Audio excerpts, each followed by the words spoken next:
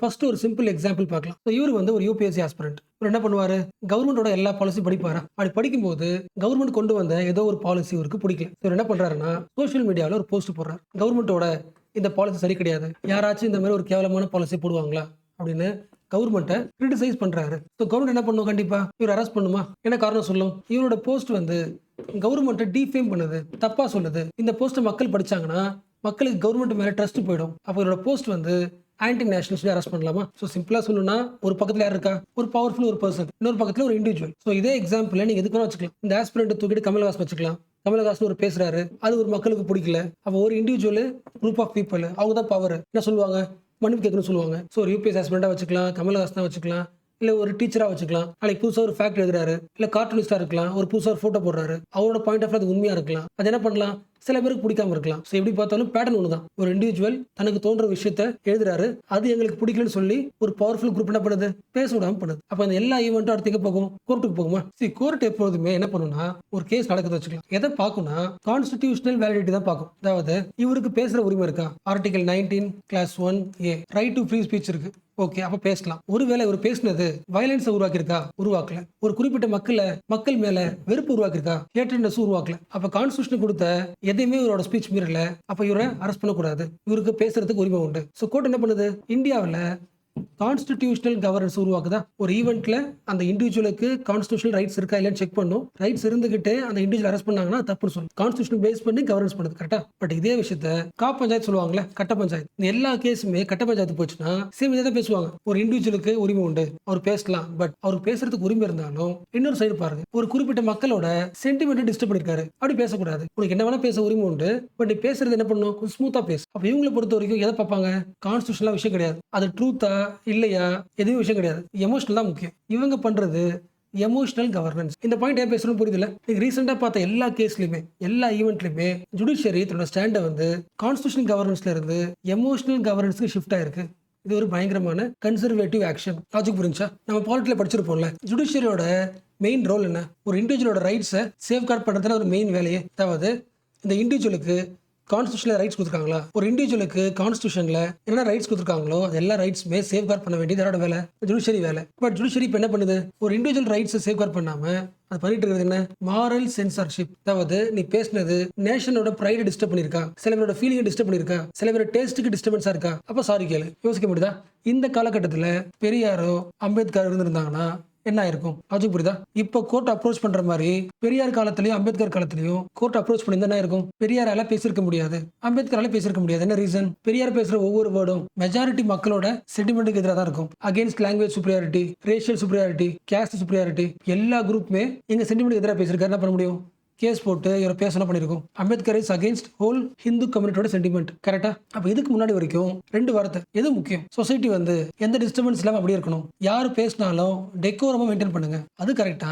Descent voice கரெக்டா? எது டெமோக்ரஸியை strong பண்ணும்? Descent voice. லாஜிக் புரியுதா? ஜென்ரலா நம்ம கிளாஸ்ல ஆர்டிகல் 19 கிளாஸ் 1A இன்டர்பிரட் பண்ணும்போது என்ன சொல்லுவோம்? ஒரு இண்டிவிஜுவலுக்கு ரைட் டு ஃப்ரீ ஸ்பீச் இருக்கு, அவருக்கு பேச்சு சுதந்திரம் இருக்கு. ஆர்டிகல் 19 கிளாஸ் 1A வந்து ஒரு இண்டிவிஜுவலுக்கு ரைட் டு ஸ்பீச் இருக்குன்னு சொல்லுதுன்னா அதுக்கு என்ன மீனிங்? மீனிங் புரிஞ்சுக்கணும்னா ஃபர்ஸ்ட் இந்த ஆர்டிகல் முதல்ல எங்க இருக்குன்னு பார்க்கணும். எங்க இருக்கு?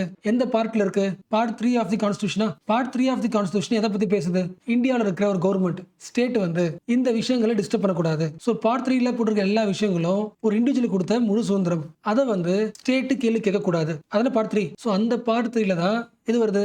ஆர்டிகல் 19 வருது. யோசிக்க முடியுதா? உங்களுக்கு புரிஞ்சிருக்கும். அகைன் சொல்றேன், இது கவர்மெண்ட். இது நீங்க ஜென்ரலா வச்சுக்கோங்க. நீங்க நார்மல் லைஃப்ல டெய்லியும் நிறைய கதை பேசுறீங்க. இந்த கதையெல்லாம் கவர்மெண்ட் மானிட்டர் பண்ணுமா? மதிக்காது. நீ எதை வேணா பேசிக்கலாம். அப்ப எப்ப கவர்மெண்ட் உள்ள வந்து நீ பேசக்கூடாதுன்னு தடுக்கும்? நீ எப்ப கவர்மெண்ட் பத்தி பேசுறியோ அப்பதான் அது பிடிக்காது. கரெக்டா? இந்த கண்டெக்ஸ்ட்ல எழுதப்பட்ட ஆர்டிகல் தான் ஆர்டிகல் 19(1)(a. ஒரு இண்டிவிஜுவலுக்கு கான்ஸ்டிடியூஷன் எப்போ தேவைப்படுது? நார்மல் லைஃப்ல பேசுறத சேஃப்கார்ட் பண்றது கிடையாது. நீ எப்பெல்லாம் பவர் எதிர்த்து பேசுறியோ, நீ எப்பெல்லாம் ட்ரூத் பேசுறியோ, எப்பெல்லாம் நியூ தாட்ஸ் பேசுறியோ, அப்ப எல்லாம் தான் என்ன நடக்கும்?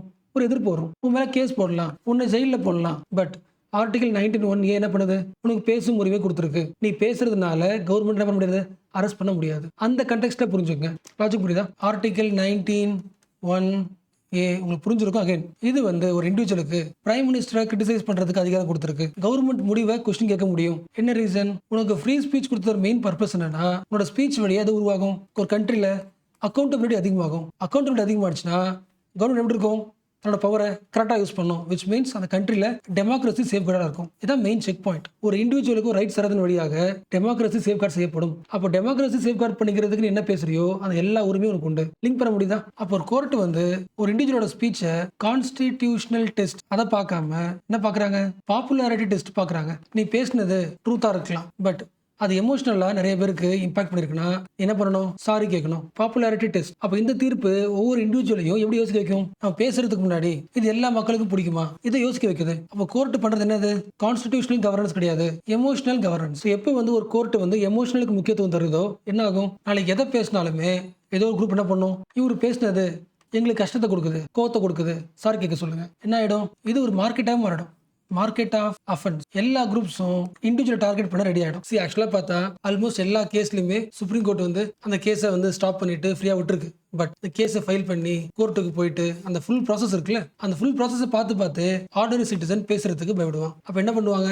We have to speak what is safer. எது பேசினா மட்டும் சேஃபோ அந்த ஸ்டாண்டுக்கு வர்றதுக்கு ட்ரை பண்ணுவாங்க. அண்ட் மேபி இன்னும் சில பேருக்கு இப்படி தோணலாம், என்னதான் சொன்னாலும் டீசெண்டாக பேசுறதுன்னு கரெக்ட், ஸ்மூத்தாக பேசுறதுன்னு கரெக்ட், பாலிஷ்டாக பேசுறதுன்னு கரெக்ட். கண்டிப்பாக ஆர்டிகல் 19 கிளாஸ் 1A வந்து அந்த ஆங்கிள் தான் கான்ஸ்டியூஷன்ல கொடுத்துருப்பாங்க. சில பேரோட யோசிக்கலாம், பட் ஆக்சுவலா அம்பேத்கர் சிம்பிளா ஒரு கோட்ல சொல்லிட்டாரு, இந்த உலகத்துல யாரோட ஸ்பீச்லாம் ப்ரிசர்வ் பண்ணலாம். இந்த உலகம் யாரோட ஸ்பீச்னால முன்னேறி போயிருக்கு. யாரோட ஸ்பீச்லாம் பவர் எதிர்த்து கேள்வி கேட்டிருக்கோ, அது ஸ்டேட் பவரா இருக்கலாம், கல்ச்சுரல் பவரா இருக்கலாம், எக்கனாமிக்கல் பவரா இருக்கலாம். அப்ப பவரை எதிர்த்து யாரோட வாய்ஸ்ல கேள்வி கேட்டிருக்கோ அந்த வாய்ஸ்னால மட்டும்தான் இந்த உலகம் முன்னேறி போயிட்டே இருந்திருக்கு. அப்ப இந்த உலகமே இந்த டிசென்ட் வாய்ஸ்க்கு கடமைப்பட்டிருக்கு. அப்ப கான்ஸ்டியூஷனை ஃப்ரேம் பண்ண ஒரு அம்பேத்கர் வந்து இருக்கிற வாய்ஸ்லேயே பெஸ்ட் வாய்ஸ் வந்து டிசென்ட் வாய்ஸ் சொல்லும்போது ஆர்டிகல் 19 கிளாஸ் 1A ஒரு இண்டிவிஜுவலுக்கு ரைட் டு ஃப்ரீ ஸ்பீச் இருக்கு அப்படின்னு எழுதியிருக்காருன்னா எதை பேஸ் பண்ணி எழுதிருப்பாரு? டிசென்ட் வாய்ஸ் தான் எழுதிருப்பாரு. ஓகேவா? ஸோ எப்போ ஒரு சொசைட்டி டிசென்ட் வாய்ஸ் ரெஸ்பெக்ட் பண்ணுதோ அந்த ஊர்ல தான் டெமோக்ரஸி பவர்ஃபுல்லா இருக்கும். ஸோ இப்போ சொல்லுங்க, நம்ம கான்ஸ்டியூஷன் எதை முன்வைக்கும்? நீ பேசுறத பார்த்து பேசு, தப்பா பேசிட்டு அரெஸ்ட் பண்ணிடுவாங்க, நீ தப்பா பேசிட்டா மன்னிப்பு கேட்டுறணும், இதை மைண்ட்ல வச்சுக்கிட்டு நீ பேசு அப்படி சொல்லியிருக்குமா? கான்ஸ்டியூஷன் உனக்கு ஃப்ரீ ஸ்பீச் கொடுத்துருக்கு. எதுக்குன்னா உன்னோட டிசென்ட் வாய்ஸை முன்வை. கவர்மெண்ட் ஒரு பாலிசி போடுதுன்னா அது தப்பா இருந்துச்சுன்னா தப்புன்னு சொல்லு, ரெசிஸ்ட் பண்ணு, கரேஜ்ஃபுல்லா இரு. இதுக்கு ரைட் டு ஸ்பீச் கொடுத்துருக்குமா? So judiciary must revisit the constitution culture. கான்ஸ்டியூஷனோட சோல் இருக்குல்ல, அந்த கல்ச்சர் அகைன் ரீவிசிட் பண்ணணும்.